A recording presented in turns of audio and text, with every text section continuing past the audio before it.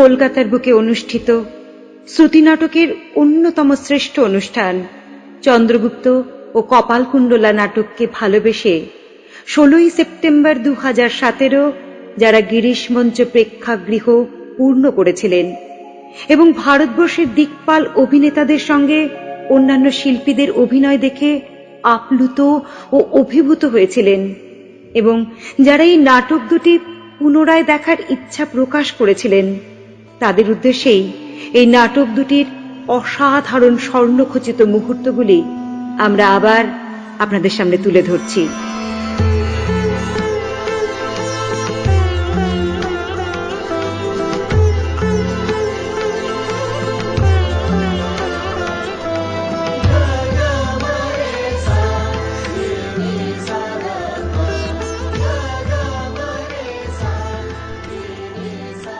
নমস্কার। আচ্ছা, আপনাদের কি মনে আছে 16 সেপ্টেম্বর গিরিশ মঞ্চে একটা অনুষ্ঠান হয়েছিল, তার নাম দেওয়া হয়েছিল ঐতিহাসিক শ্রদ্ধাঞ্জলি। হ্যাঁ, ঐতিহাসিক তো নিশ্চয়ই। কলকাতার কোনো মঞ্চে এক সন্ধ্যায় সাহিত্য সম্রাট বঙ্কিমচন্দ্র চট্টোপাধ্যায় এবং কালজয়ী নাট্যকার দ্বিজেন্দ্রলাল রায়, এদের দুজনকে মিলিতভাবে কোনো অনুষ্ঠানের মধ্যে দিয়ে শ্রদ্ধা এবং সম্মান জানানো এর আগে হয়েছিল কি? মনে তো হয় না। ঐতিহাসিক তো বটেই। সেই সন্ধ্যায় পরিবেশিত হয়েছিল শ্রুতি নাটক হিসেবে কপালকুণ্ডলা আর চন্দ্রগুপ্ত। খুব আন্তরিকভাবে এই অনুষ্ঠানের আয়োজন করেছিলেন বাগুইয়াটি গুরুকুল এবং অদ্বিতীয়া। কাজল সুরের নাট্যরূপ আর পরিচালনায় প্রথমে হল কপালকুণ্ডলা। চন্দ্রগুপ্ত নাটকটি মূল নাটক থেকে সম্পাদনা করেছিলেন স্বপন গঙ্গোপাধ্যায়। আর এই প্রথম চাণক্যের ভূমিকায় অভিনয় করলেন দেবশঙ্কর হালদার। কে বলে ঐতিহাসিক নয়? আমি এর আগে মঞ্চে এবং শ্রুতি নাটক ফরম্যাটেও কয়েকবার চন্দ্রগুপ্ত করার সুবাদে আবারও চন্দ্রগুপ্তের চরিত্রেই অভিনয় করলাম, তবে কিনা এবারে পাশে গুরুদেব চাণক্য দেবশঙ্কর হালদার। এও যদি ঐতিহাসিক না হয় তবে আর কি। কিছু পরিচিত, কিছু নতুন, নানা শিল্পীর সমন্বয়ে বেশ কিছুদিন ধরে রিহার্সাল চলল, তারপরে শো হলো। হ্যাঁ, এক কথা বলতে পারি, ব্যাপার একটা হলো। এটা আরো এই জন্য বলতে পারছি, শোয়ের পর সেদিন সবাই এসে এত উচ্ছ্বাস প্রকাশ করলেন এবং বারবার জানতে চাইছেন পরের শো কবে, পরের শো কবে। এই কথাগুলো যে কোনো শিল্পীকে, শিল্পীদের উজ্জীবিত করার পক্ষে যথেষ্ট।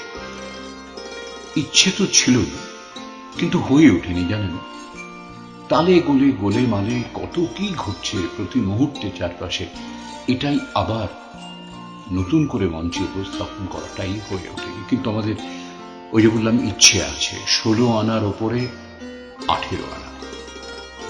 তবে ইচ্ছে থাকলেই তো হলো না। বিশেষ করে দেবশঙ্করের ডেট পাওয়া মানে এক দুর্লভ ব্যাপার, সত্যি দুঃসাধ্য, কোনো সন্দেহ নেই। তো সেই সেদিনের সন্ধ্যা আমাদের অনেকেরই স্মৃতিতে আজও সত্যি উজ্জ্বল। বলতে পারেন সেই উজ্জ্বল স্মৃতির টুকরো টুকরো অংশ আমাদের এই ভিডিওটির সম্বল। দেখতে দেখতে হারিয়ে যাবেন ইতিহাসের পাতায়। এই ভিডিও থাকবে লেখা মধুর স্মৃতির খাতায়। এই এমনই অভিজ্ঞতা যার শুরু আছে, সত্যি নেই শেষ। চন্দ্রগুপ্তর প্রথম সংলাপ বলছেন সেকেন্দার শাহ, সত্য সেলুকাস, কি বিচিত্র এই দেশ। দেখুন কেমন লাগে। ভালো লাগবে, ভালো লাগবেই।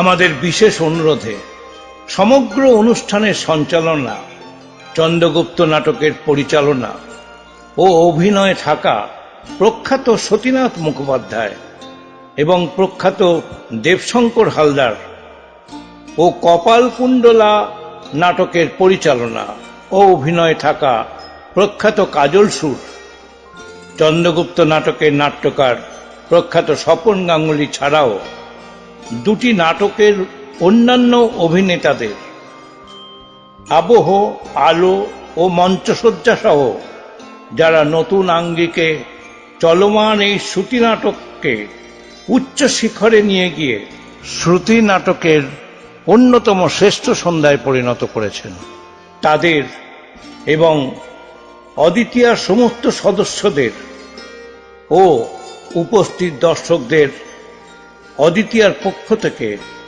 সেদিনের দুই শিল্পী, অভিনয় ছাড়াও ভাবনা ও ব্যবস্থাপনায় থাকা বাবলি সাহা ও রবীন সেনগুপ্ত, সকলকে অকুণ্ঠ ধন্যবাদ জানিয়ে আজ এই ফিরে দেখা সেই সন্ধ্যা অনুষ্ঠান শুরু করছি।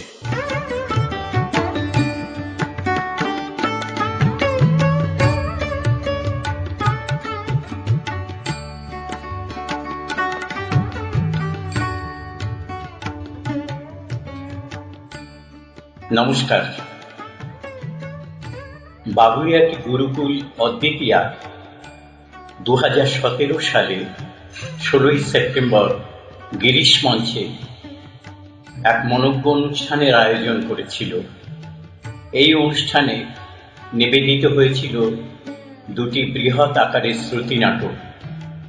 একটি বঙ্কিমচন্দ্র চট্টোপাধ্যায়ের কাহিনী অবলম্বনে কপালকুণ্ডলা নাট্যরূপ দিয়েছিলাম আমি, এবং আরেকটি নাটক সেদিন পরিবেশিত হয়েছিল, যেটি পরিচালনা করেছিলেন সতীনাথ মুখোপাধ্যায়, অভিনয় করেছিলেন দেবশঙ্কর হালদার, সতীনাথ মুখোপাধ্যায় এবং আরো অনেক গুণীজন। সেদিনের সেই সফল অনুষ্ঠানের পর বাবুইয়াটি গুরুকুল অনলাইনে সেই অনুষ্ঠানগুলির বিশেষ মুহূর্ত আপনাদের সামনে নিয়ে আসছে। এটা অত্যন্ত আনন্দের সংবাদ যে সেদিন সফলভাবে যে দুটি নাটক গিরিশ মঞ্চে হয়েছিল, যাতে অভিনয় করেছিলেন আরো অনেক শিল্পী, সেটা চন্দ্রগুপ্ততেও অভিনয় করেছিলেন এবং কপালকুণ্ডলাতেও অনেক শিল্পী অভিনয় করেছিলেন, প্রত্যেকেই খুব গুণীজন। সেই অনুষ্ঠানের সাফল্য এবং তার বিশেষ বিশেষ মুহূর্তগুলো আবার আপনাদের সামনে বাবুইয়াটি গুরুকুল অদ্বিতীয়া অনলাইনে নিয়ে আসছে। আসুন আমরা সেই অনুষ্ঠানটির কিছু কিছু মুহূর্তকে উপভোগ করি। ধন্যবাদ, নমস্কার গ্রহণ করবেন।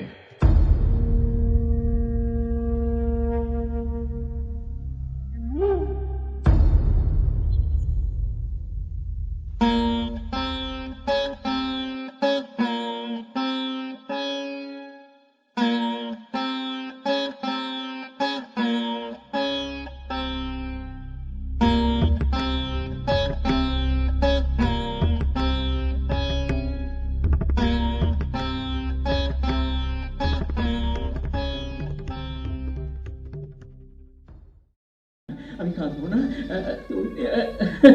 তুমি কান্না পাচ্ছে, তুমি কি জানবে মিন্ময়? তুমি তো কখনো রূপ দেখে উন্মত্ত হওনি, তুমি তো কখনো নিজের হৃৎপিণ্ড ছেদন করে শ্মশানে ফেলতে আসনি মিন্ময়।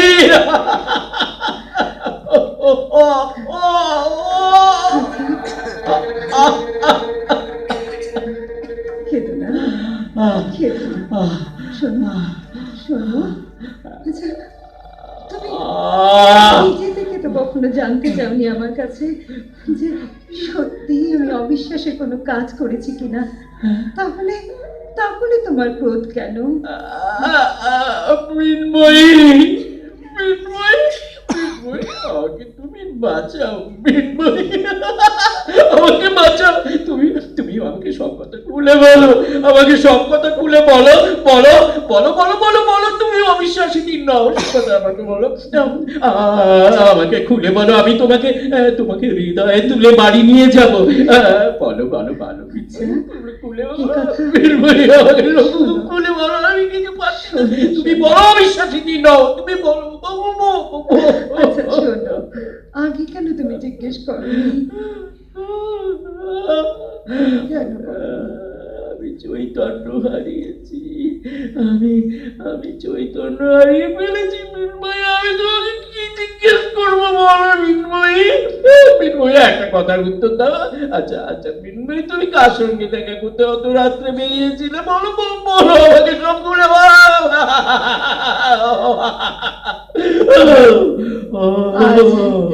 আজকে তোমরা দুজন যেখানে দেখেছো, সে তোমার স্ত্রী পদ্মাবতী ব্রাহ্মণ ছিল। আমি আমি অবিশ্বাসিনী নই, অবিশ্বাসিনী নই, আমি অবিশ্বাসিনী নই। তুমি অবিশ্বাসী নও, তুমি আমার ঘরে ফিরে চলো, তুমি ঘরে ফিরে চলো। কিন্তু আর যে আমি ঘরে ফিরবো না। আমি আমি ভবানীর চরণে দেহ বিসর্জন করতে এসেছি। তুমি তুমি ঘরে যাও, না আমার জন্য কেঁদো না, সরে যাও, ও সরে যাও, আমাকে চলে রাখতে দাও, আমাকে ছেড়ে দাও, ছেড়ে দাও, আমাকে ছাড়ো না, ছাড়ো, আমি ছাড়বো না, ছাড়ো, ছাড়ো আমার হাত, ছাড়ো, আমি ছাড়ো, তুমি ঘরে ফিরে যাও। মৃন্ময়ী, মৃন্ময়ী, মৃন্ময়ী, আমার হাতটা ধরো মৃন্ময়ী, এই আমি আমার হাত বাড়িয়ে দিচ্ছি, এই যে কোথায় গেলে জলের মধ্যে, তোমাকে খুঁজে পাচ্ছি না মৃন্ময়ী।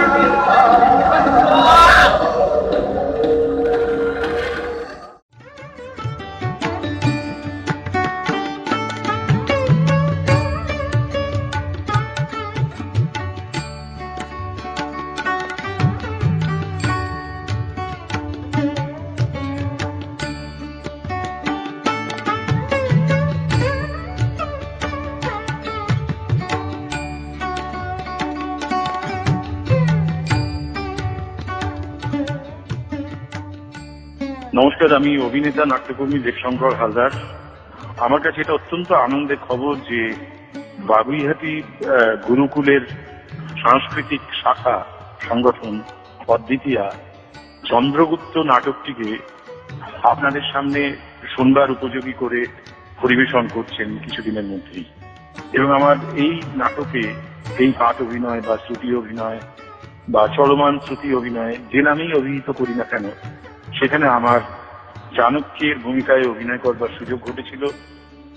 আমি নিজে অত্যন্ত আনন্দ পেয়েছিলাম এই ভূমিকায় অভিনয় করে, এবং আমার সহশিল্পী যারা ছিলেন তারা প্রত্যেকে এত আন্তরিকতার সঙ্গে, এত আবেগ এবং উত্তেজনায় এই প্রযোজনাটায় নিজেদেরকে ঢেলে দিয়েছিলেন, সেটা দেখে আমার অত্যন্ত আনন্দ এবং একই সঙ্গে গর্ববোধ হয়েছিল। এবং আমি একথা অবশ্যই স্বীকার করব যে আমাদের যে পুরাতনী এইসব ক্লাসিক্যাল যে নাট্য রচনাগুলি রয়েছে, সেগুলিকে ফিরে ফিরে আমাদের এইভাবে উচ্চারণ করা দরকার, এর কাছে ফিরে যাওয়া দরকার, এবং বারে বারে এগুলো শুনে আমাদের যে মণিমাণিক্যগুলো আমাদের সংস্কৃতির ভান্ডারে আছে সেগুলিকে আবিষ্কার করা দরকার। আমি আপনাদের সকলের কাছে অনুরোধ জানাবো যে আপনারা সকলে এই নাট্যাভিনয় বা এই পাঠ অভিনয়, চলমান পাঠ অভিনয়, এইটি অবশ্যই শুনুন, এর রস আস্বাদন করুন, এবং এই যে ঘটনাটা যারা ঘটাবেন তাদের সকলকে উৎসাহ দিন। আমি আমার শুভেচ্ছা জানিয়ে রাখলাম। সকলে ভালো থাকবেন, সতর্ক থাকবেন, সাবধানে থাকবেন।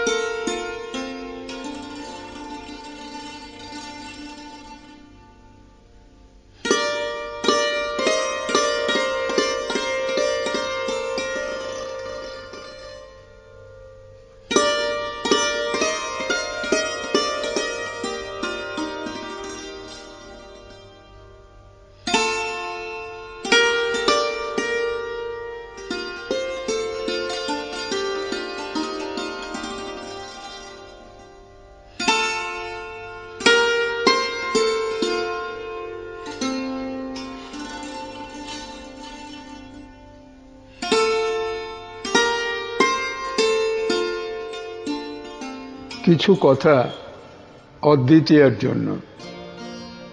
সামনে এগিয়ে চলার দিন যখন বারে বারে আঘাত পাচ্ছে, স্বপ্নগুলো যখন আর তৈরি হতে চাইছে না, তখন মন বারবার ফিরে যাচ্ছে অতীতের স্মৃতির দিকে। না, 11ই সেপ্টেম্বর নয়, 16ই সেপ্টেম্বর, যেদিন চন্দ্রগুপ্ত বিজয় রথের ধ্বজা ওড়ালেন গিরিশ মঞ্চে অদ্বিতীয়ার প্রযোজনায়, যার কর্ণধার বাবলি সাহা ও রবীন সেনগুপ্ত। নাটকটি যদিও সকলেই জানেন দ্বিজেন্দ্রলাল রায়ের, কিন্তু 4 ঘন্টার স্টেজ নাটককে 1 ঘন্টায় শ্রুতিনাট্য রূপ দিয়েছিলাম আমি, স্বপন গাঙ্গুলি। দর্শকপূর্ণ হলে নাটকটা দারুণভাবে ক্লিক করেছিল। আজও ভাবি কোন সেই আকর্ষণ, চাণক্যর ভূমিকায় দেবশঙ্কর হালদার নাকি চন্দ্রগুপ্তের ভূমিকায় সতীনাথ মুখোপাধ্যায়? এর উত্তর অবশ্য আমি পেয়েছিলাম এই নাটকে ফাইনাল রিহার্সালের দিন, যেখানে সতীনাথকে দেখেছিলাম পরিচালক হিসেবে। কি নিপুণ হাতে সাজিয়েছিলেন নাটকের সবকটি চরিত্রকে, এবং কি অক্লান্ত পরিশ্রম। সার্থকতার উৎস এখানেই। অবশ্য রবীনবাবু ও বাবলির ভূমিকাও অনস্বীকার্য। সব শেষে বলি অদ্বিতীয়াকে আরও একটা 16ই সেপ্টেম্বর নেমে আসুক কলকাতার হলে। ভালো থাকুন, নমস্কার।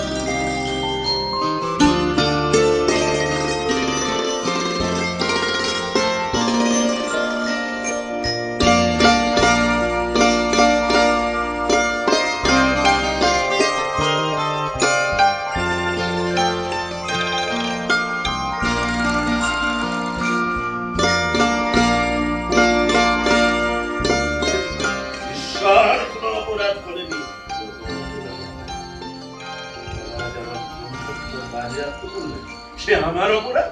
ঈশ্বর আমায় গৃহশূন্য করে আমার গৃহলক্ষ্মীকে সবলে ছিনিয়ে ফেলে দিলেন, সে আমার অপরাধ। দস্যু আমার কন্যাকে অপহরণ করলে সে আমার অপরাধ।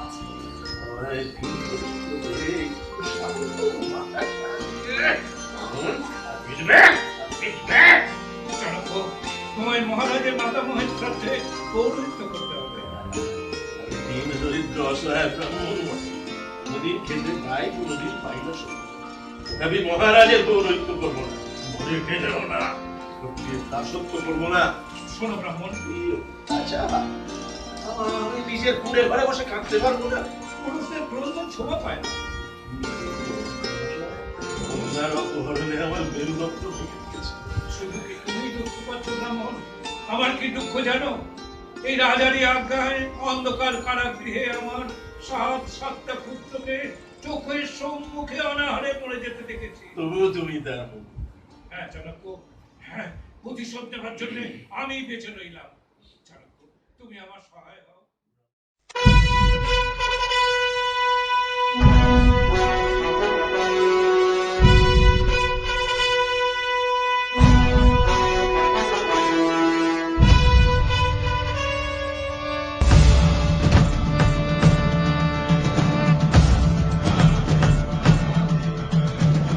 না, আমি তোমার হাতে জলগ্রহণ করব না।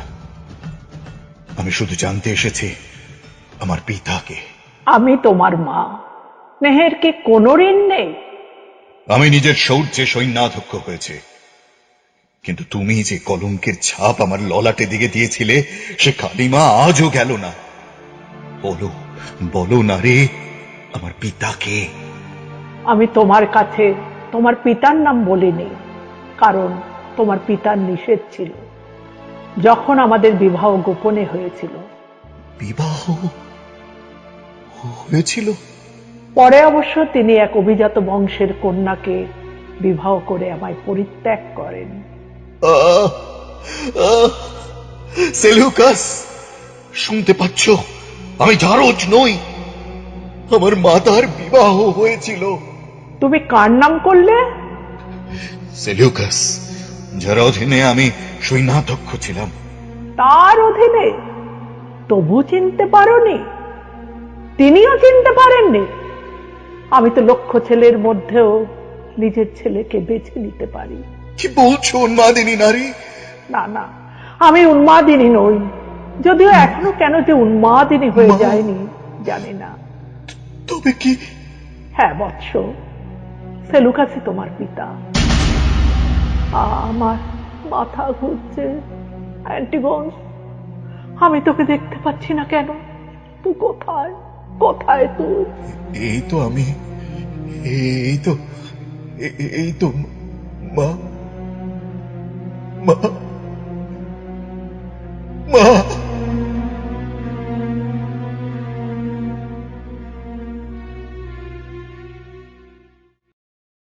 পরে চন্দ্রগুপ্ত রাজত্ব করছে, তা আপনারা তো চক্ষুশূল হয় কেন?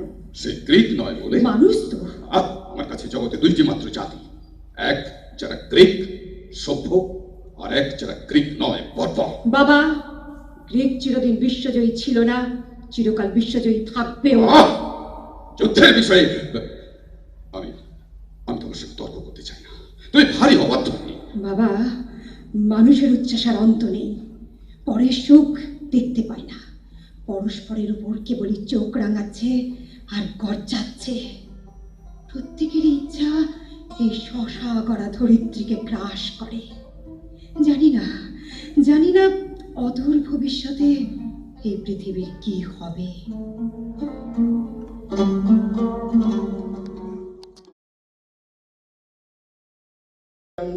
চন্দ্রগুপ্তের জীবনকে রক্ষা করেছি। ব্রাহ্মণ, তোমার এই দম্ভই তোমার পতনের কারণ হবে। দম্ভ নয়, চাণক্যের বুদ্ধি চাণক্যের পতনের কারণ হবে। শুধু বুদ্ধি দিয়ে দেশ শাসন করা যায় না ব্রাহ্মণ, সেখানে হৃদয়ের যোগ থাকা চাই। পিশাচি, আমাকে কোথায় নিয়ে চলেছিস?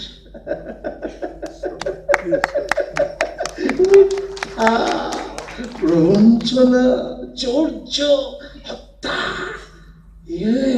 এও তো একটা রাজ্য। হ্যাঁ, সেই রাজ্যের আকাশ দাও দাও করে পুড়ে যাচ্ছে। তো আমি পুড়ে যাচ্ছি না, শুদ্ধ ব্রহ্মতে যে বোধ হয়। প্রেয়সী, এই কলিযুগেতেও একবার ব্রাহ্মণের প্রতাপ দেখাবো না? ব্রাহ্মণ উন্মাদ তুমি। উন্মাদই বটে। দর্প, চাষা, প্রতিহিংসা ব্রাহ্মণের উচিত প্রবৃত্তি নয়। ব্রাহ্মণের ধর্ম ক্ষমা, তিতিক্ষা, ত্যাগ। তুমি যে সাম্রাজ্যের অধীশ্বরী হতে চলেছ, সেই সাম্রাজ্যের আকাশে স্নেহ, প্রেম, ভালোবাসা ছড়িয়ে দাও, আর আমার চন্দ্রগুপ্তের জন্য একটু ভালোবাসা। এমন কঠিন আস্তরণের মধ্যে এত নরম কলি মাটি। ব্রাহ্মণ, তুমি সত্যিই আশ্চর্য।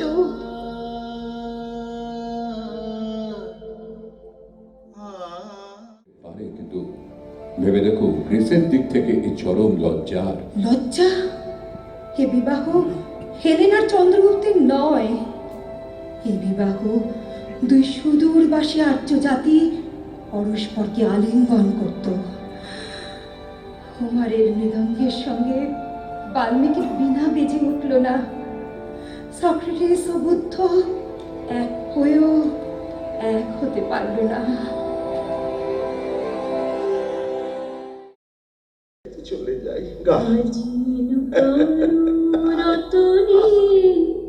ভূষণে যতনে প্রকৃতি সতী সাজিয়ে দাও আজি নূতন রতনে ভূষণে যতনে প্রকৃতি সতী সাজিয়ে দাও আজি সাগরে ভুবনে আকাশে পবনে নূতন কিরণ ছড়িয়ে দাও গো নূতন কিরণ ছড়িয়ে দাও আজি নূতন রতনে ভূষণে যতনে প্রকৃতি সতী সাজি। মহারাজ চন্দ্রগুপ্তের জয় হোক। এসো এসো মা এসো। সূত্রালীর পুত্র পরে চন্দ্রগুপ্ত রাজত্ব করছে, তা আপনারা তো চক্ষুশূল হয় কেন? সে গ্রিক নয় বলে মানুষ তো। আমার কাছে জগতে দুইটি মাত্র জাতি, এক যারা গ্রিক সভ্য, আর এক যারা গ্রিক নয় বর্বর। বাবা, গ্রিক চিরদিন বিশ্বজয়ী ছিল না, চিরকাল বিশ্বজয়ী থাকবেও। যুদ্ধের বিষয়ে আমি তোমার সাথে তর্ক করতে চাই না, তুমি ভারী অবাধ্য। বাবা, মানুষের উচ্চাসার অন্ত নেই, পরের সুখ দেখতে পায় না, পরস্পরের উপর কেবলই চোখ রাঙাচ্ছে আর গর্জাচ্ছে। প্রত্যেকের ইচ্ছা এই শশা করা ধরিত্রীকে গ্রাস করে। জানি না অদূর ভবিষ্যতে এই পৃথিবীর কি হবে।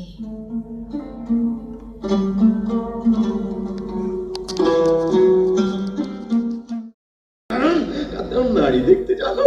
দেখো তো দেখো তো দেখো তো আমি বেঁচে আছি কিনা, দেখো তো এই ইহকাল না পরকাল, স্বপ্ন না সত্যি, নইলেও কি সম্ভব ভারতের শাসনকর্তার কন্যা দাঁড়ি দাঁড়ে এসে ভিক্ষা করছে? আরে কোথায় ছিলি এতদিন মা, কোথায় ছিলি?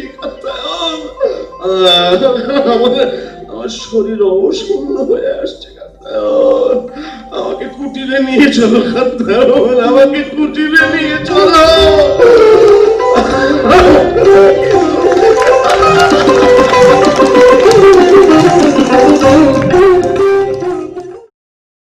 গেলে পৃথিবী জানতে পারে না, তারপর আর কি?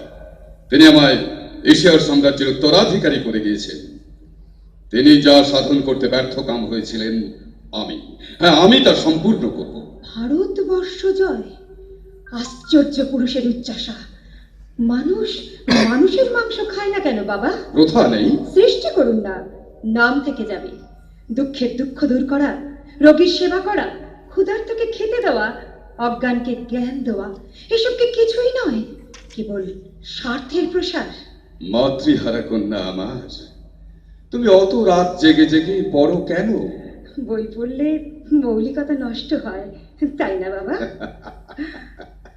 তুমি তো এখন বই পড়বে, আমি যাই। আমি সংস্কৃত শিখব। শুনেছি সংস্কৃত ভাষা ভাবুকতা, কবিত্ব জ্ঞানের খনি। ওঠ মা, দেখ মা চাহি, এই তো এসেছে আর চিন্তা নাই। জননী না কন্যা দিনা, উঠ মা প্রদীপ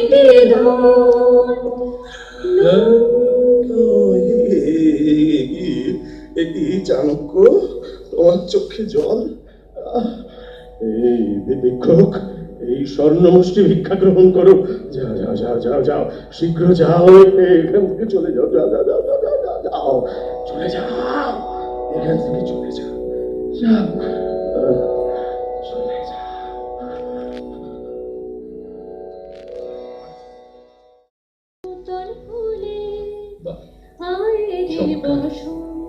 কে গাইছে চন্দ্রকেতু? আমার বোন ছায়া। ছায়া?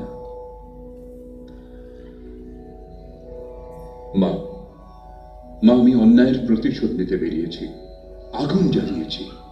চন্দ্রগুপ্ত, যখন নন্দ আমাকে সূত্রানী মা বলে সম্বোধন করলো, যখন তার আজ্ঞায় বাঁচার আমার কেশ আকর্ষণ করলো, মাগো, প্রপীড়িতা সীতার অশ্রু জলে লঙ্কা ভেসে গেল। লাঞ্ছিতা দ্রৌপদীর ক্রোধে কুরুবংশ ভস্য হয়ে গেল। অবলার উপর অত্যাচারে একটা জাতি উচ্ছন্ন যায় মা, নন্দবংশ তো কোন ছাড়। আমি এর যোগ্য প্রতিশোধ নেব মা। চন্দ্রগুপ্ত, দেখো কাকে নিয়ে এসেছি। কে? ইনি সেই ব্রাহ্মণ চাণক্য পণ্ডিত।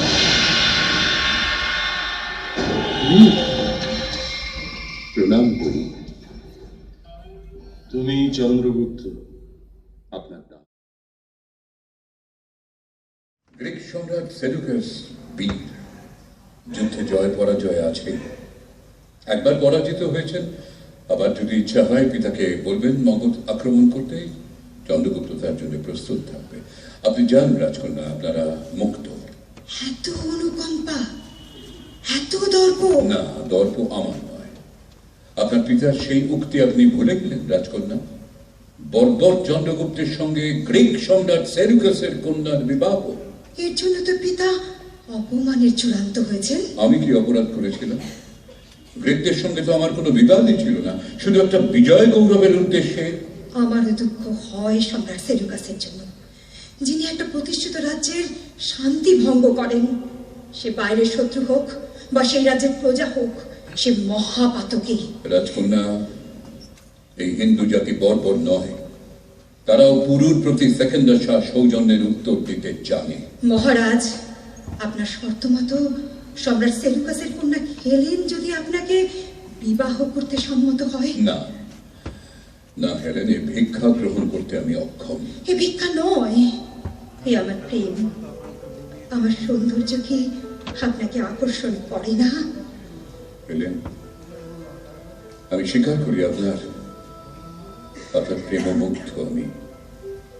আমার কৈশোর যৌবনের সন্ধিস্থলে যেদিন আপনাকে সিন্ধু নদ তটে নীলাঘের সমুজ্জ্বল সন্ধ্যালোকে প্রথম দেখেছিলাম। বলুন, সেদিনই আমার শান্ত মুখচ্ছবি আপনার হৃদয় পটে বেঁধে রেখেছেন। ঠিক তাই হেলেন। আপনার সেই যৌবনের স্বপ্ন যদি আজ মূর্তিপতি হয়ে আপনার সম্মুখে এসে দাঁড়ায়, সে কি খুব দুরাশা হবে? আর তা হয় না হেলেন। আমার বন্ধুবর চন্দ্রকেতু মৃত্যুকালে তার ভগ্নী ছায়াকে আমার করে সমর্পণ করে দিয়েছেন। এটার অন্তিম কালের অনুরোধ। হেলেন, আমি নিরুপায়। ভারতের ভাবী সম্রাজ্ঞী মলয় রাজদুহিতার ছায়া। চন্দ্রগুপ্ত, আমি আপনাকে বিবাহ করতে চেয়েছিলাম আমার নিজের সুখের জন্য নয়। মানবের মহাহিতে আমি আত্মবলিদান দিতে চেয়েছিলাম। সেলুকাস আর চন্দ্রগুপ্তের বিদ্বেষ বন্যী যাতে নির্বাপিত হয়। হেলেন, হ্যাঁ, তোমার দিক থেকে এই গৌরব হতে পারে, কিন্তু ভেবে দেখো গ্রিসের দিক থেকে এই চরম লজ্জা। লজ্জা? এ বিবাহ হেলেন আর চন্দ্রগুপ্তের নয়। এই বিবাহ দুই সুদূরবাসী আর্য জাতি পরস্পরকে আলিঙ্গন করত। হোমারের মৃদঙ্গের সঙ্গে বাল্মীকির বীণা বেজে উঠল না। সক্রেটিস ও বুদ্ধ এক হয়েও এক হতে পারল না।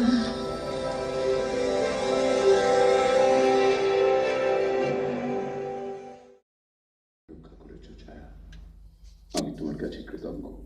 কৃতজ্ঞতার প্রয়োজন নেই মহারাজ। আমরা হীন পার্বত্য জাতি, উপকার বিক্রয় করি না, মহৎ প্রবৃত্তির ব্যবসা করি না।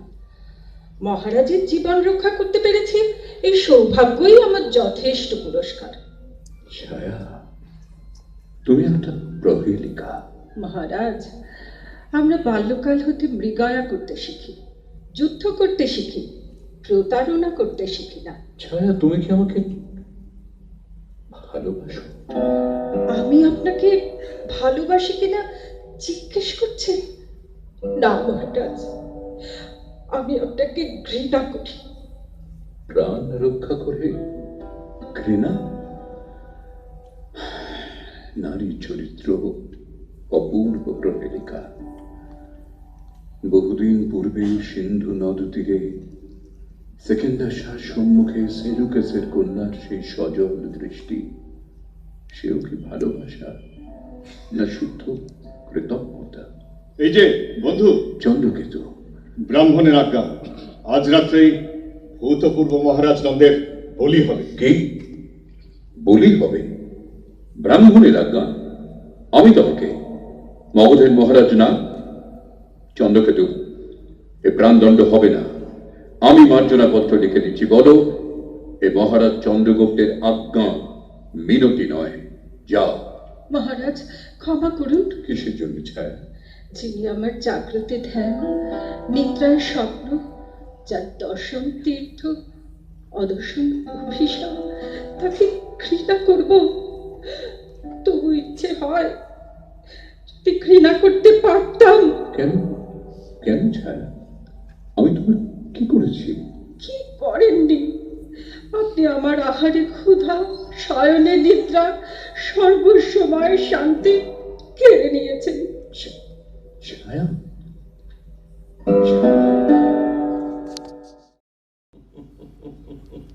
তোমার আজ্ঞা উত্তম। চন্দ্রগুপ্ত, গুরুদেব, পা ছুঁয়ে শপথ করো, এই ব্রাহ্মণের আদেশ তুমি সর্বদা পালন করবে। আমি আমি শপথ করছি গুরুদেব। হ্যাঁ, তুমি তুমি তুমি পারবে। তোমায় আমি মগধের সিংহাসনে বসাবো, তোমায় ভারতের অধীশ্বর করব। গুরুদেব, চন্দ্রগুপ্ত, তুমি ইন্ধন প্রস্তুত করো, আমি তাতে ব্রহ্ম তেজে প্রজ্বলিত করব।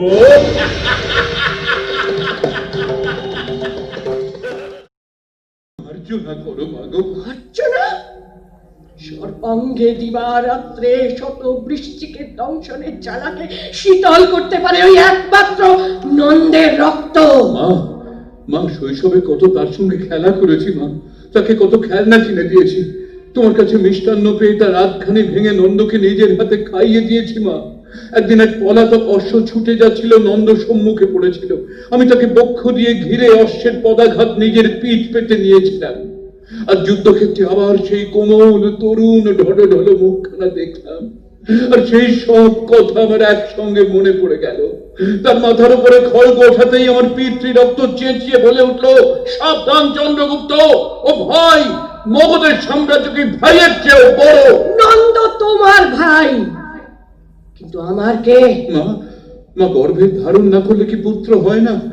নন্দের মাতার মৃত্যুর পর তুমি তাকে মানুষ করোনি, তাকে স্তন্যপান করাওনি, বুকে করে ঘুম পাড়াওনি। হ্যাঁ, সেই জন্যই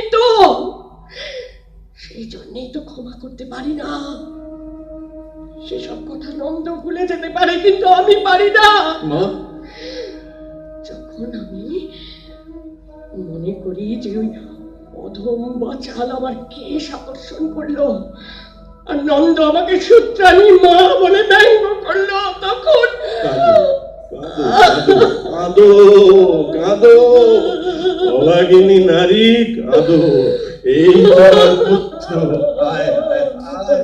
মা চেনে না, জানে না যে জগতে যত পবিত্র জিনিস আছে মায়ের কাছে কেউ নয়। জানি জানি গুরুদেব। না, জানো না, নইলে মায়ের অপমানের প্রতিশোধ নিতে সন্তান দ্বিধা করে। মা, যার সঙ্গে একদিন এক অঙ্গ ছিলে, এক প্রাণ, এক মন, এক নিঃশ্বাস, এক আত্মা, মা যে তার দেহের রক্ত নিংড়ে নিভৃত বক্ষের কটাহে ছড়িয়ে স্নেহের উত্তাপে জাল দিয়ে সুধা তৈরি করে তোমায় পান করিয়েছিল, যে তোমার অধরে হাস্য দিয়েছিল, রসনায় আশা দিয়েছিল, ললাটে আশিস চুম্বন দিয়ে সংসারে পাঠিয়েছিল, মা যার অপার শুভ্র করুণা মানব জীবনে প্রভাত সূর্যের মতো কিরণ দেয়, বিতরণে কার্পণ্য করে না, বিচার করে না, প্রতিদান চায় না, উন্মুক্ত উদার কম্পিত আগ্রহে আপনাকে বিলাতে চায়, সেই মা। মা, মা, তুমি শুধু আমার মা নও, তুমি আমার ধর্ম, তুমি আমার সাধনা মাগো, তুমি আমার ঈশ্বরী। তাই যদি সত্য হয় তবে যুদ্ধে অগ্রসর হও। উত্তম, তোমার ইচ্ছাই আমার ইচ্ছা। আশীর্বাদ করো, আমি এই মুহূর্তে যুদ্ধে যাচ্ছি। এই তো আমার শিষ্য, তুমি ববসাদ প্রাণ থেকে ছেড়ে ফেলো। হ্যাঁ, ওই ওই ওই ওই ওই ওই তারা আসছে।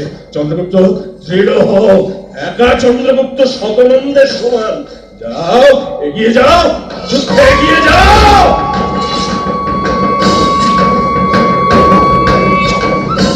এই দল দ্বন্দ্ব নিজেকে রক্ষা করো। দেখি দেখি তরবারি হাতে আর হাত কাঁপে কেন? আমার মত করুন দাদা, আমার মত করুন, ভাই আমার পক্ষে সুনন্দ, পক্ষে। চন্দ্রকেতু, নন্দকে বধ করো না, বন্দী করো।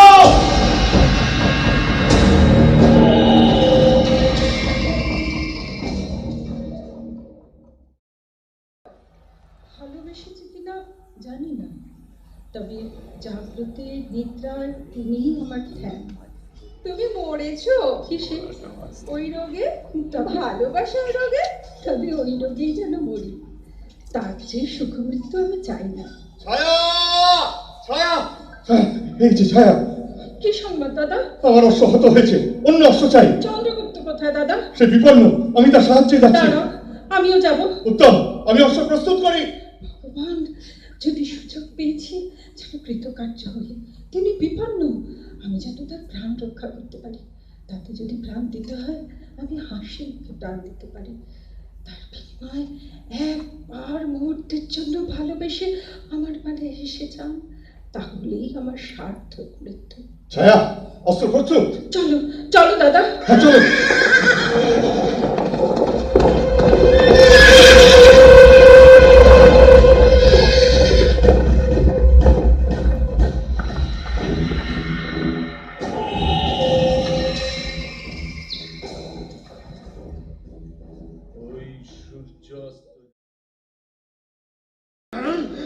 নারী দেখতে জানো? দেখো তো দেখো তো দেখো তো আমি বেঁচে আছি কিনা। দেখো তো, এই লোকাল না পরকাল, স্বপ্ন না সত্যি। নইলেও কি সম্ভব? ভারতের শাসনকর্তার কন্যা দাঁড়ি দাঁড়ে এসে ভিক্ষা করছে। আরে কোথায় ছিলি এতদিন মা? কোথায় ছিলি? আমার শরীর অবসন্ন হয়ে আসছে। আমাকে কুটিরে নিয়ে চলো, আমাকে কুটিরে নিয়ে চলো।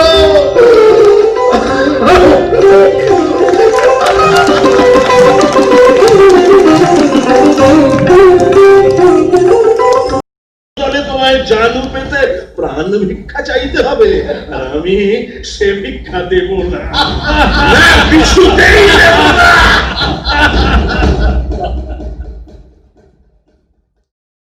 সেখানে তুমি যা ইচ্ছে তাই করতে পারো, কিন্তু আমারও একটা রাজ্য আছে।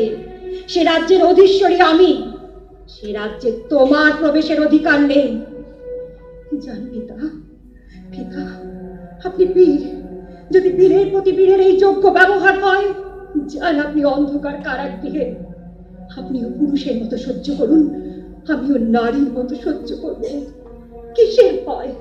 এই অ্যান্টিগন্স আমাদের উপর চোখ রাঙাবে। হেলেন, তুমি আমায় বিবাহ করো, আমি তোমার পিতার কৃতদাস হয়ে থাকবো। হেলেন, তুমি প্রসন্ন হও, আমি এই সিংহাসন ছেড়ে দিচ্ছি। মূর্খ! প্রলোভন দেখিয়ে নারীর হৃদয় জয় করতে চাও? নারীর ধর্ম প্রভাত সূর্যের চেয়েও ভাস্বর, মৃত্যুর চেয়েও প্রবল, মাতার স্নেহের চেয়েও পবিত্র।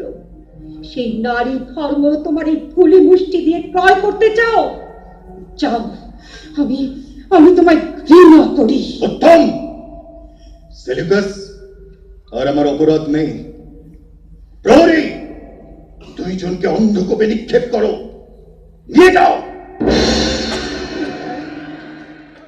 তাই না বাবা? তুমি তো এখন বই পড়বে, আমি চাই। আমি সংস্কৃত শিখব। শুনেছি সংস্কৃত ভাষা ভাবুকতা, কবিত্ব জ্ঞানের খনি। কেউ? ও, অ্যান্টিগোনাস। হ্যাঁ, আমি হেলেন। পিতার গৃহে নেই। আমার আগমন কি তোমার কাছে অপ্রীতিকর? বলে লাভ কি? শোনো হেলেন, আমি শেষবার জিজ্ঞাসা করতে এসেছি, তুমি আমায় বিবাহ করবে কিনা? আমার পিতার স্তম্ভের উপর যে খড়গ তোলে তাকে আমি বিবাহ করতে পারি না। তার কারণ তুমি। আমি যখন তোমার পিতাকে জিজ্ঞাসা করেছিলাম, তিনি ব্যঙ্গ ভরে বললেন, জন্মের ঠিক নয়, তার সঙ্গে সেলুকাসের কন্যার বিবাহ অসম্ভব। তিনি সেনাপতি আর তুমি একজন সামান্য সৈন্যাধ্যক্ষ। তার জন্য নয় হেলেন, তার জন্য নয়।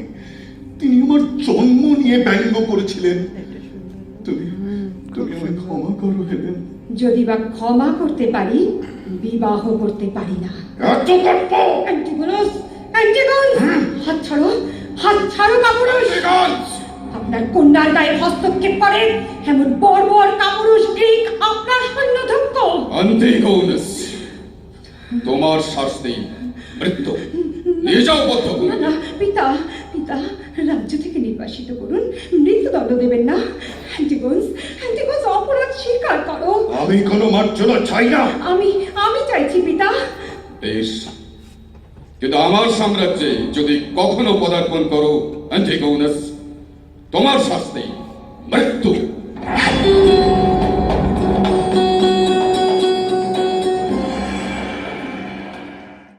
মার্জনা করো মাগো, মার্জনা। সর্বাঙ্গে দিবারাত্রে শত বৃশ্চিকের দংশনের জ্বালাকে শীতল করতে পারে ওই একমাত্র নন্দের রক্ত। মা, মা শৈশবে কত তার সঙ্গে খেলা করেছি মা, তাকে কত খেলনা কিনে দিয়েছি। তোমার কাছে মিষ্টান্ন পেয়ে তার রাতখানি ভেঙে নন্দকে নিজের হাতে খাইয়ে দিয়েছি মা। একদিন এক পলাতক অশ্ব ছুটে যাচ্ছিল, নন্দ সম্মুখে পড়েছিল। আমি তাকে বক্ষ দিয়ে ঘিরে অশ্বের পদাঘাত নিজের পিঠ পেতে নিয়েছিলাম। আর যুদ্ধক্ষেত্রে আবার সেই কোমল তরুণ ঢলো ঢলো মুখখানা দেখলাম, আর সেই সব কথা আমার একসঙ্গে মনে পড়ে গেল। তার মাথার উপরে খড়গ ওঠাতেই আমার পিতৃ রক্ত চেঁচিয়ে বলে উঠলো, সাবধান চন্দ্রগুপ্ত, ও ভাই, মগধের সাম্রাজ্যকে ভাইয়ের চেয়েও বড়। নন্দ তোমার ভাই, কিন্তু আমার কে? মা, মা গর্ভে ধারণ না করলে কি পুত্র হয় না? নন্দের মাতার মৃত্যুর পর তুমি তাকে মানুষ করোনি, তাকে স্তন্যপান করাওনি, বুকে করে ঘুম পাড়াওনি। হ্যাঁ, সেই জন্যই তো ক্ষমা করতে পারি না। সেসব কথা নন্দ ভুলে যেতে পারে, কিন্তু আমি পারি না। মা, যখন আমি মনে করি যে ওই অধম বাচাল আমার কেশ আকর্ষণ করলো, আর নন্দ আমাকে সূত্রানি মা বলে ব্যঙ্গ করলো, তখন কাঁদো কাঁদো, অভাগিনী নারী কাঁদো। এই পুত্র মা ছেলে না, জানে না যে জগতে যত পবিত্র জিনিস আছে মায়ের কাছে কেউ নয়। জানি, জানি কোনো না, জানো না, নইলে মায়ের অপমানের প্রতিশোধ নিতে সন্তান দ্বিধা করে। মা, যার সঙ্গে একদিন এক অঙ্গ ছিলে, এক প্রাণ, এক মন, এক নিঃশ্বাস, এক আত্মা, মা, যে তার দেহের রক্ত নিংড়ে নিভৃত বক্ষের কটাহে ছড়িয়ে স্নেহের উত্তাপে জাল দিয়ে সুধা তৈরি করে তোমায় পান করিয়েছিল, যে তোমার অধরে হাস্য দিয়েছিল, রসনায় আশা দিয়েছিল, ললাটে আশিস চুম্বন দিয়ে সংসারে পাঠিয়েছিল, মা, যার অপার শুভ্র করুণা মানব জীবনে প্রভাত সূর্যের মতো কিরণ দেয়, বিতরণে কার্পণ্য করে না, বিচার করে না, প্রতিদান চায় না, উন্মুক্ত উদার কম্পিত আগ্রহে আপনাকে বিলাতে চায়, সেই মা। মা, মা, তুমি শুধু আমার মা নও, তুমি আমার ধর্ম, তুমি আমার সাধনা মাগো, তুমি আমার ঈশ্বরী। তাই যদি সত্য হয় তবে যুদ্ধে অগ্রসর হও। উত্তম, তোমার ইচ্ছাই আমার ইচ্ছা, আশীর্বাদ করো। আমি এই মুহূর্তে যুদ্ধে যাচ্ছি। এই তো আমার শিষ্য, তুমি অবসাদ প্রাণ থেকে ছেড়ে ফেলো। হ্যাঁ, ওই ওই ওই ওই ওই ওই তারা আসছে। চন্দ্রগুপ্ত, দৃঢ় হও, একা চন্দ্রগুপ্ত শতনন্দের সমান। যাও, এগিয়ে যাও, যুদ্ধে এগিয়ে যাও।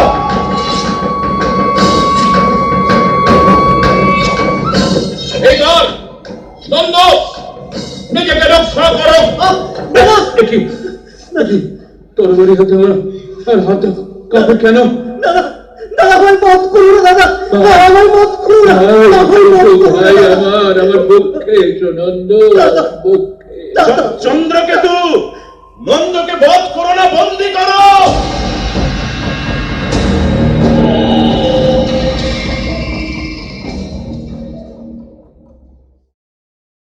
ছুটে আয় রে তারা, হে থানায় মৃত্যু নাই কো যারা, হে থামা বাতাস গীতি গন্ধ ভরা, চির স্নিগ্ধ মধুমাসে, হেথা চির শ্যামল বসুন্ধরা, চির জ্যোৎস্না নীল আকাশে।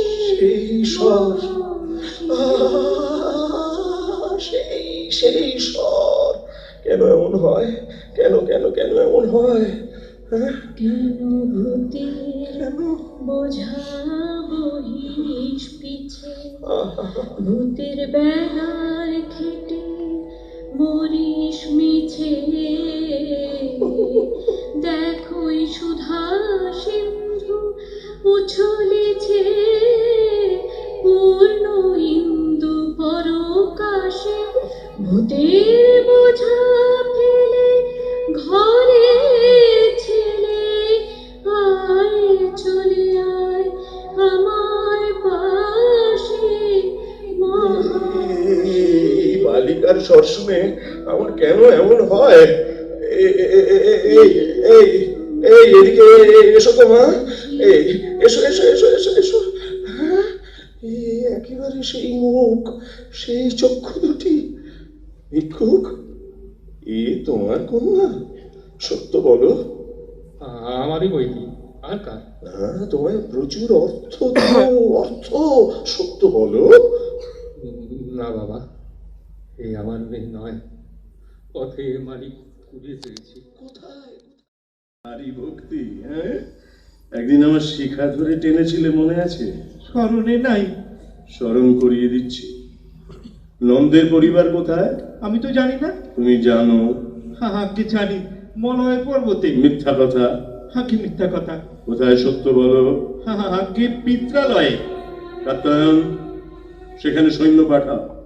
নন্দের পরিবারকে পাওয়া গেলে একে ছেড়ে দেবো, আর যদি না পাওয়া যায় এর প্রাণদণ্ড হবে। প্রাণদণ্ড? নন্দের পরিবার তো সেখানে নাই। গোখ্র সাপ নিয়ে খেলছো, মনে রেখো এই শেষ বার। নন্দের পরিবার কোথায়? হাঁকে মন্ত্রীর আশ্রয়ে। সম্ভবত সত্য, আর যদি মিথ্যা হয় মৃত্যু। নিয়ে যাও। সংসারে কিছুই ফেলা যায় না, আবর্জনাও সার হয়। এরই নাম চাণক্যের রাজনীতি। মানুষের কদর্য প্রবৃত্তিগুলিকে কাজে লাগাতে হবে। যখন ছুরি সানাচ্ছ তখন মুখে হাসতে হবে, যখন বানিয়ে বিষ মেশাচ্ছ তখন আলাপে মোহিত করতে হবে। সঠে সাচ্ছং সমাচারের। কিন্তু সমাজ মানি না। বিবেক একটা কুসংস্কার।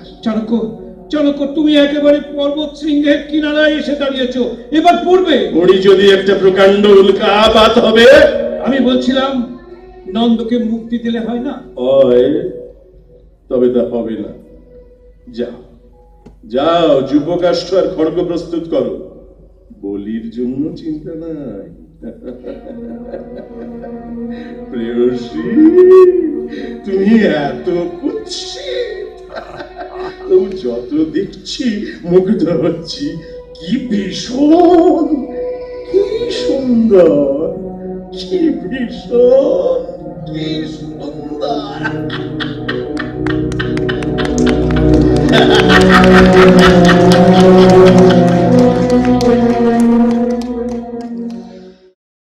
চলে যাই গা। রতনে ভূষণে যতনে, প্রকৃতি সতীরে সাজিয়ে দাও আজি নূতন রতনে ভূষণে যতনে। প্রকৃতি সতী সাজিয়ে দাও আজি সাগরে ভুবনে আকাশে পবনে নূতন কিরণ ছড়িয়ে দাও গো নূতন কিরণ ছড়িয়ে দাও আজি নূতন রতনে ভূষণে যতনে প্রকৃতি সতী সাজিয়ে মহারাজ চন্দ্রগুপ্তের জয় হোক। এসো এসো মা এসো। সূত্রাণীর পুত্র আজ ভুবন বিজয়ী ভারত সম্রাট চন্দ্রগুপ্ত। মা, তোমার নামে আজ থেকে এই রাজবংশের নাম হোক মৌর্য বংশ। দীর্ঘজীবী হও বৎস, চিরজীবী হও। হেলেন, আজ আমার প্রিয়তম বন্ধু চন্দ্রকেতুর কথা বড় বেশি মনে পড়ছে। আমি কি তার অভাব পূর্ণ করতে পারি না? না না হেলেন, যে সংসারে উপকারের প্রত্যুপকার তো পাওয়া যায় না, উপকার স্বীকার পর্যন্ত কেউ করতে চায় না, সেই সংসারে যে নিজের সব কিছু বন্ধুর পায়ে ঢেলে দেয়, সে বন্ধু যে কি, তাকে হারানো যে কি দুঃখ, তা যে হারিয়েছে সেই জানে। হেলেন, হেলেন, কি অ্যান্টিগোনাস? আমি গ্রিস থেকে তোমার বিবাহের যৌতুক এনেছি। হেলেন। যৌতুক? কে কে তুমি সৈনিক? ও, চিনতে পারোনি, কিন্তু আমি তোমায় বলিনি চন্দ্রগুপ্ত। যার আঘাতে অ্যান্টিগোনাসের তরবারি করচ্যুত হয় তাকে অ্যান্টিগোনাস বলে না। তুমি আমাকে পিতৃ হত্যার পাতক থেকে রক্ষা করেছিলে। কে তোমার পিতা? গ্রিস সম্রাট সেলুকাস। সেলুকাস? সেলুকাস তোমার পিতা? তুমি আমার প্রেম প্রত্যাখ্যান করে ভালোই করেছিলে হেলেন। এখন ভাই বলে আমায় ভালোবাসতে পারবে কি? অ্যান্টিগোনাস, অ্যান্টিগোনাস, তুমি আমার ভাই। এই যে এক মহাবিপ্লব। তুমি এক পর্বত ভার আমার বুক থেকে নামিয়ে দিলে। আমি যেন এখন সহজে নিঃশ্বাস ফেলছি। চন্দ্রগুপ্ত, তুমি আজ যে রত্ন পেলে সযত্নে বুকে ধারণ করো। এহেন রত্ন জগতে আর নাই। ভারত সম্রাট, ভারত সম্রাজ্ঞীর জয় হোক। এসো এসো ছায়া। যদি অনুমতি করেন, আমি স্বহস্তেই রত্নহার সম্রাজ্ঞীর গলায় পরিয়ে দিয়ে যাই। কোথায় যাবে ছায়া? এই বিপুল ব্রহ্মাণ্ডে সন্ন্যাসিনী ছায়ার কি একটু স্থান হবে না? ছায়া, মুখ তোলো ভগ্নী। কিসের দুঃখ তোমার? এসো এসো বোন, আমরা দুই নদী এক সাগরে গিয়ে লীন হই। না হেলেন, আমি সহ্য করব। যদি সহ্য করতেই না পারবো, তবে নারী জন্ম গ্রহণ করেছি কেন? তুমি আমার চন্দ্রগুপ্তকে সুখী করতে পারবে, আর আমার কোনো দুঃখ নেই। এই রত্নহার পরো হেলেন। ভুল করছো ছায়া। এই রত্নহার তুমি চন্দ্রগুপ্তের গলায় পরিয়ে দাও, আর আমাকে দাও তোমার আলিঙ্গন। আজ থেকে তুমি আমার ভগ্নী। আর চন্দ্রগুপ্ত, আজ থেকে তুমিও আমার ভাই। অ্যান্টিগোনাস,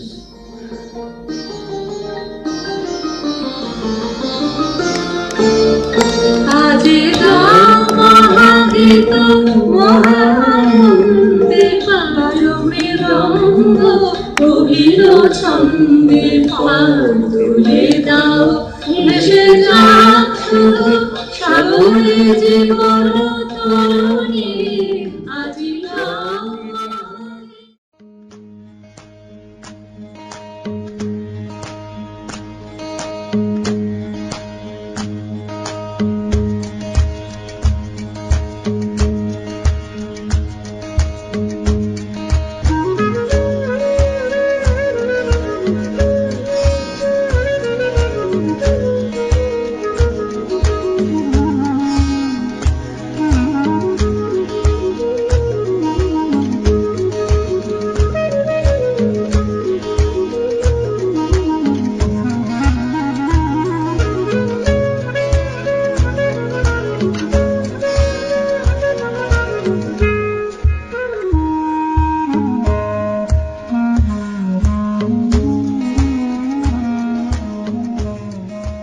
আশা করি ফিরে দেখা সেই সন্ধ্যা আপনাদের ভালো লেগেছে।